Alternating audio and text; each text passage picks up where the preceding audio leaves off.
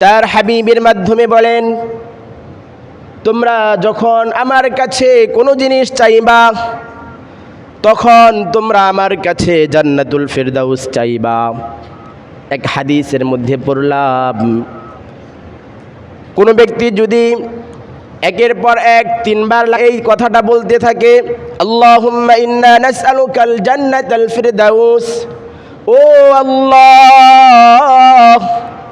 ও মালিক, তুমি আমাকে জান্নাতুল ফিরদাউস দান করো। হাদিসে পাকের মধ্যে আসছে, কোনো ব্যক্তির জবান দিয়ে যদি এই জান্নাতুল ফিরদাউস চাওয়ার তিনবার যদি লাগাতার চেয়ে থাকে, ওই জান্নাত আল্লাহ পাক রব্বুল আলামিনের কাছে এরকমভাবে আবদার করতে থাকে, ও আল্লাহ, তোমার এই বান্দাটাকে তুমি জান্নাত দিয়ে দাও, আর দেরি করো না, তুমি তাকে জান্নাত দিয়ে দাও, জান্নাত দিয়ে দাও, আর দেরি করো না। ঠিক তেমনিভাবে কোনো ব্যক্তি যদি এরকমভাবে বলে, আল্লাহুম্মা আজিরনা মিনান নার, আল্লাহুম্মা আজিরনা মিনান নার, কোনো ব্যক্তি যদি কয় এবং বলে যে, ও আল্লাহ,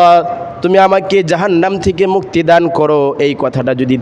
তিনবার বলে কোনো ব্যক্তি, ওই জাহান্নাম বলতে থাকে, ও আল্লাহ, তুমি এই ব্যক্তিকে জাহান্নাম থেকে মুক্তি দান করে দাও।